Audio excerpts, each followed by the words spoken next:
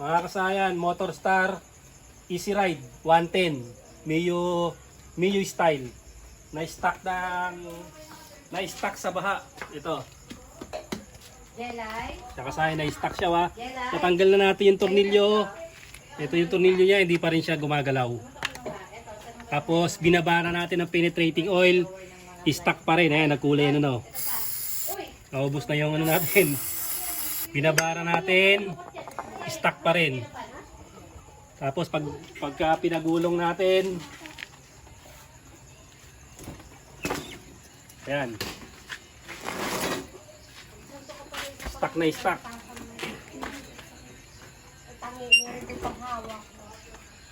Ginising na natin.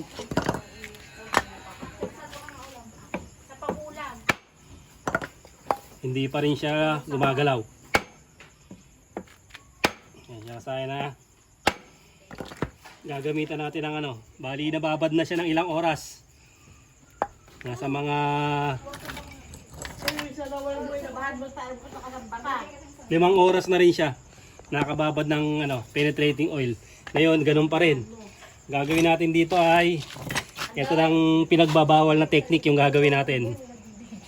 Ito siya ha.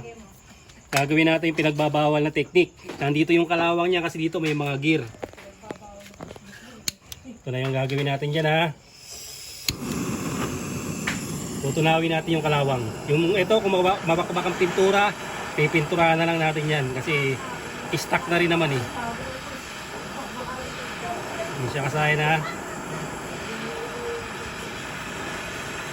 Papainitin natin yan. Tsaka natin lalagyan ng langis para kumulo sa loob.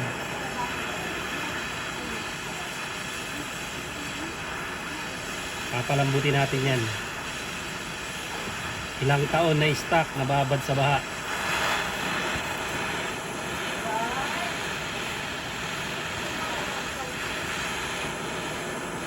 Yan siya kasahin ha. Siguro mga 10 minutes. So, subukan natin ng 10 to 20.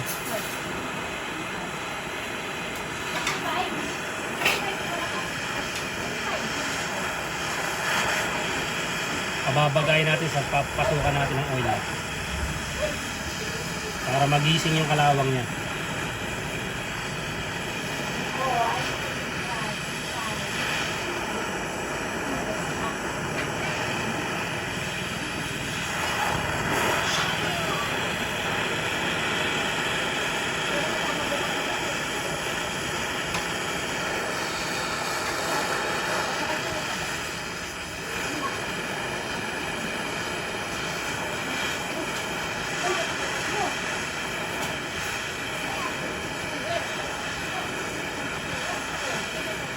Andiyan na ba si Chokoy?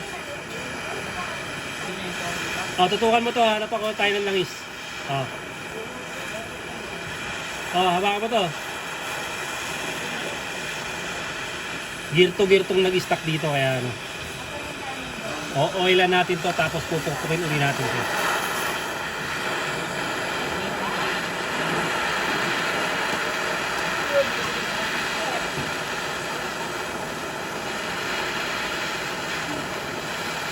Ispatan mo to, hanapin ko yung ano, langis. Ispatan mo, wag yung pintura, yung pinakaloob ha. Okay.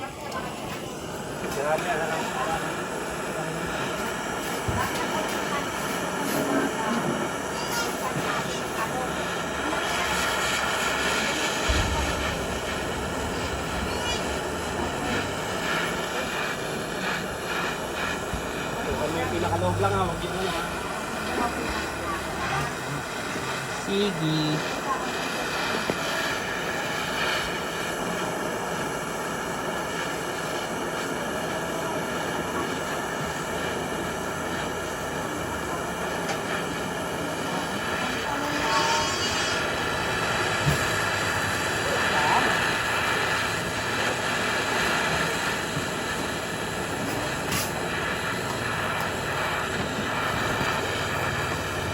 Wala, paikot ha, paikot.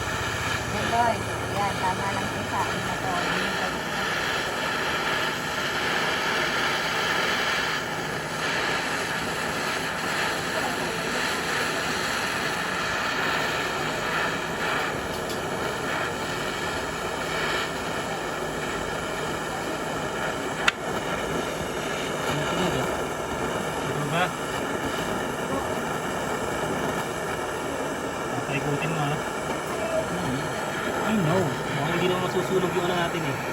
pintura eh. Ano ba nagpapalap ko ang bulat ngayon? Pasukin mo sa loob yung apoy ha. Napasok tayo. Blue flame yan. Wala na kapasok tayo dyan.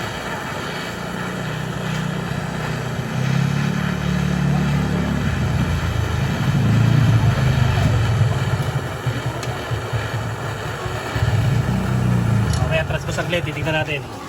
Time mo muna. Tingnan natin ha. O, kukulo. Ayan, ganyan siya kukulo ha. Pag kulo niyan, lagyan mo na nga, itutumba ko sa ano ha. Papasukin natin sa loob. Yeah, buhat pa atras at hindi pa. Instant.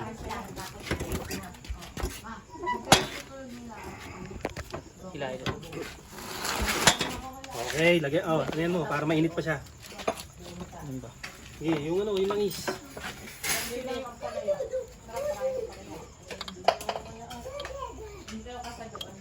Sige, lagyan mo. Umusok pa. Habang umuusok pa siya.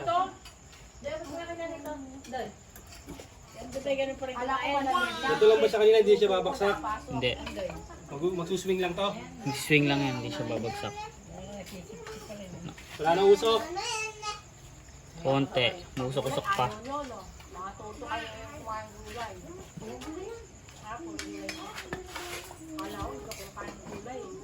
Pag wala na usok, Gusto ko lang ang kulay. Kaya ba konting bata. Sakto lang sinalatan. bibigyan na natin uli ng ano. Lagi na lang kami nag-aaway dyan. Ano siya ba? I-flame na naman natin siya.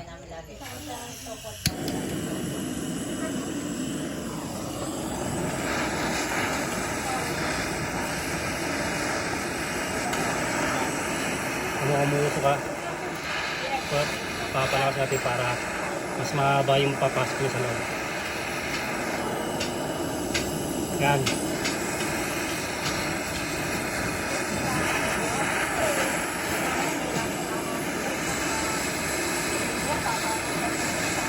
Tapos mamaya pupukin natin yan para mabiting yun.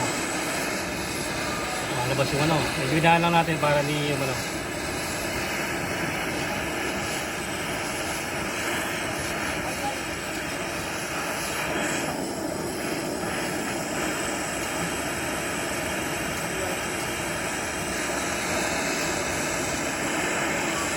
Malakas to no kaysa kanina.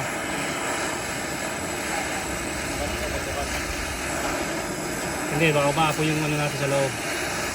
Yung crudo na may langis.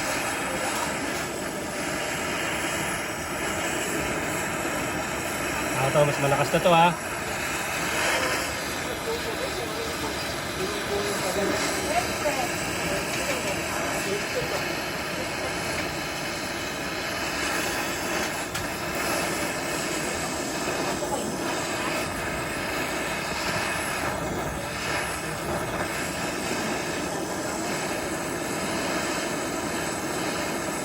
Okay, tutuwa mo to, tatayo natin. Ikutan mo ha. Ikutan mo ha, pag tinatayo ko ha. Pakan mo lang yung ano ha. Para pinatulog natin. Iwasan natin matulog yung pintura.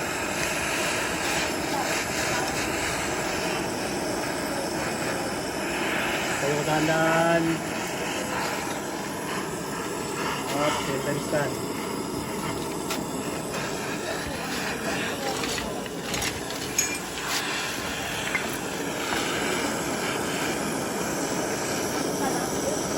Okay, patayin mo muna. Pagpakurin ko para magising. Ito natin. Kala ko nagpapano mama mo lang pakit na may sili. Ba't wala? Toyo. Ang tamang kasi ng luto mo. Pinapangan ko nga.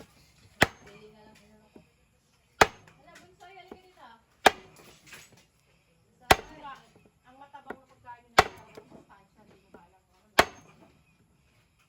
Yung mga Manila ng namin, yun ang Okay, birahin mo ng ano.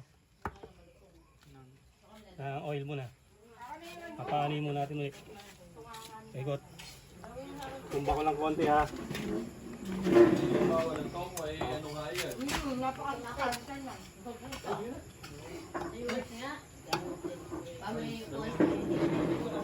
Okay. Pupukin natin. Taas mo konti ha, baka matalsikan kayo ha.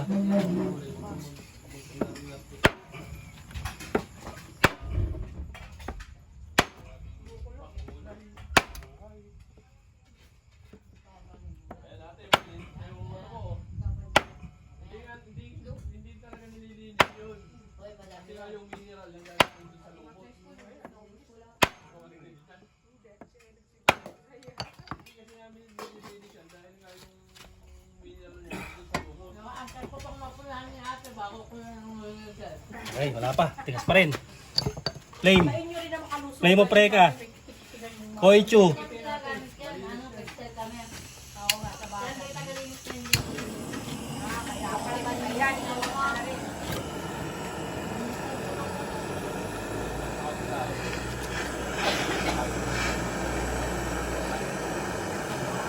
Mahambon.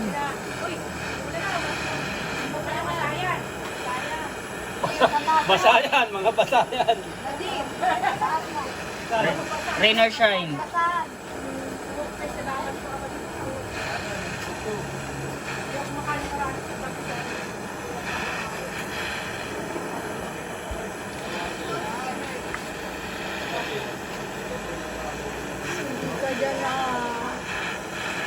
Yung bagal.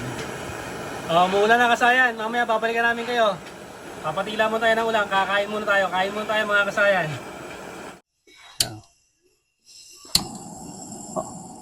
Ito na kasayan ha. Gumalaw na siya. Okay, tanggalin mo muna yung ano natin. Fire natin. Yun lang yung ginawa natin. Yun lang yung pampalambot natin para hindi malaspag yung kanyang mga trade. Hindi natin malaspag to. Yung trade natin. Pag binalik natin siya, kahit kamay natin, malalak pa rin natin. Kailangan din natin masugatan to. Dahil gumalaw na siya kasayan, may ano na natin siya. Oh. Hindi natin kailangan ng puller. Kailangan lang natin gisingin yung kalawang. Yan siya kasayan. Oh. Tapos, natanggal na rin yung ano niya oh, sa katagalan. Ito umiinit to ha. Normal na umiinit to kasi ininit natin siya rito. Ito yung gear na dumikit. Ayan yung dumikit na yan ha. Yan yung mga kalawang. Ito kasi may gear din to, may ngipin. Ngipin sa ngipin niya no, nakadikit. Tapos dito, meron din sa taas. Ayan din oh. Kaya naglalagay din tayo ng langis dyan. Dumikit dito, tsaka dumikit sa taas. Ito. Dito. Ayan oh. Kaya kulay kalawang. Tapos, ayun. Ayan siya oh. Kita nyo yung kalawang. Tapos napasukan na siya ng ano, nilalagyan natin siya ng langis. Ito, crudo to ha. Crudo na pinang-lashing natin sa motor. Ayan o. Kaya ganyan ang kulay. Pinanlilinis lang natin ng makina. Ito. Ito na siya. Kaya pagka binalik natin yan, simpleng-simple na. Okay na siya. Trade. Naka-trade kasi yan eh. Normal lang na iinit yan ha. Yan siya kasaya no. Galaw-galaw lang. Pag ibabalik, yan. Tapos pansinin nyo, walang kasugat-sugat pag nilak natin. Yan. Na-stack. Makikik natin yan, tapos mapapalambot. I-change oil natin to kasi nabaha eh. Bali, ganun lang kasayan yung video natin, yung kung paano magtanggal ng na-stack na ano. Na-stack na mags ng Motorstar 125. Kahit Mio naman, parehas lang siya. Siya kasayan na. Okay. Yan ang kalawang. Hanggang dito na lang mga kasayan. Salamat sa panonood.